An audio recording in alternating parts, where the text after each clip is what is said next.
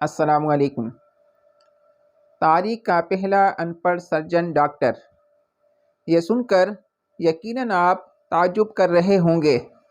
یقین جانیں وہ میڈیکل ہسٹری کا پہلا ان پڑھ استاد اور پہلا سرجن تھا جس نے اپنی زندگی میں 30,000 سرجنز کو ٹریننگ دی۔ کیپ ٹاؤن کی یونیورسٹی وہ یونیورسٹی ہے جہاں دنیا کا پہلا بائی پاس آپریشن ہوا۔ اس یونیورسٹی نے ایک سیاہ فام شخص کو ماسٹر آف میڈیسن کی اعزازی ڈگری سے نوازا۔ سن 2003 کی ایک صبح مشہور عالمی سرجن پروفیسر ڈیوٹ نے یونیورسٹی آڈیٹوریم میں اعلان کیا کہ ہم آج ایک ایسے شخص کو میڈیسن کی اعزازی ڈگری دے رہے ہیں جو زندگی میں کبھی اسکول نہیں گیا، جو نہ انگریزی پڑھ سکتا ہے اور نہ لکھ سکتا ہے، لیکن میڈیکل سائنس اور ڈاکٹر کو حیران کر دیا۔ پروفیسر نے ہیملٹن کا نام لیا اور پورے آڈیٹوریم نے کھڑے ہو کر اس کا استقبال کیا۔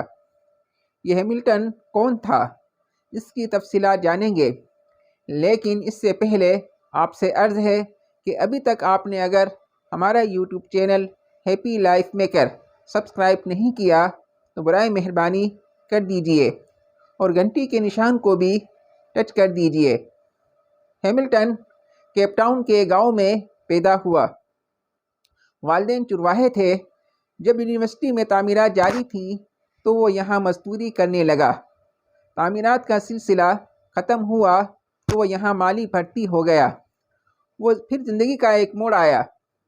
اس یونیورسٹی میں پروفیسر رابرٹ جوئس زرافے پر تحقیقات کر رہے تھے کہ جب زرافہ پانی پینے کے لیے گردن جھکاتا ہے اسے غشی کا دورہ کیوں نہیں پڑتا۔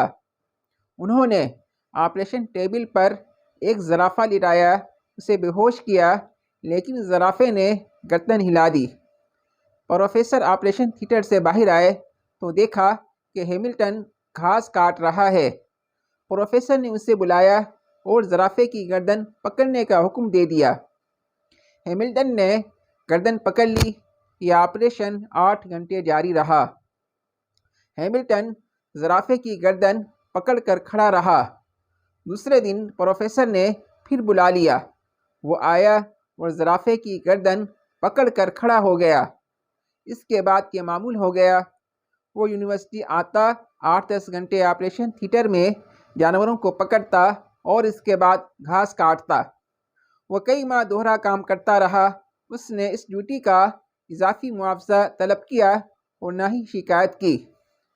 پروفیسر رابرٹ جوئس اس کی اس ادا سے متاثر ہوئے بغیر نہ رہ سکا، لہٰذا اس نے ہیملٹن کو مالی سے لیب اسسٹنٹ بنا دیا۔ وہ اب سرجنوں کی مدد کرتا۔ سن 1958 میں اس کی زندگی میں دوسرا اہم موڑ آیا۔ اس سال ڈاکٹر برنارڈ یونیورسٹی آئے اور دل کی منتقلی کے لیے آپریشن شروع کر دیے۔ ہیملٹن اس کا اسسٹنٹ بن گیا۔ اب آپریشن کے دوران اسسٹنٹ سے ایڈیشنل سرجن بن گیا۔ اب ڈاکٹر آپریشن کرتے اور آپریشن کے بعد ٹانکے لگانے کا کام ہیملٹن کے ذمے لگا دیتے۔ وہ انتہائی شاندار ٹانکے لگاتا تھا۔ وہ انسانی جسم کو بہترین انداز سے سمجھنے لگا۔ چنانچہ بڑے ڈاکٹروں نے جونیئر ڈاکٹرز کو سکھانے کی ذمہ داری بھی اسے سونپ دی۔ سن 1970 میں اس کی زندگی کا تیسرا موڑ آیا۔ اس سال جگر پر تحقیقات شروع ہوئی تو ہیملٹن نے آپریشن کے دوران ایک ایسی شریان دریافت کی جس کی وجہ سے جگر کی منتقلی آسان ہو گئی۔ میڈیکل سائنس کے اعلیٰ دماغ حیران رہ گئے۔ وہ 50 سال اس یونیورسٹی سے وابستہ رہا۔ وہ میڈیکل ہسٹری کا پہلا ان پڑھ استاد اور ان پڑھ سرجن تھا جس نے زندگی میں 30,000 سرجنز کو ٹریننگ دی۔ ذرا غور کیجئے، جس دن ہیملٹن کو زرافے کی گردن پکڑنے کے لیے آپریشن تھیٹر میں لایا گیا، اس دن اگر وہ انکار کر دیتا تو وہ مرتے دم تک مالی ہی رہتا۔ یہ اس کی ایک ہاں اور 8 گھنٹے کی اضافی مشقت و محنت تھی جس نے اس کی کامیابی کے راستے ہموار کر دیے اور وہ سرجنوں کا سرجن بن گیا۔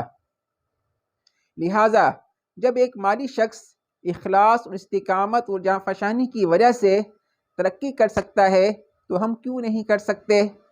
لہٰذا ہم اپنے آپ کو پہچانیں، ترقی کے اعلیٰ مقام تک پہنچنے کے لیے اپنا تن من دھن لگا دیں۔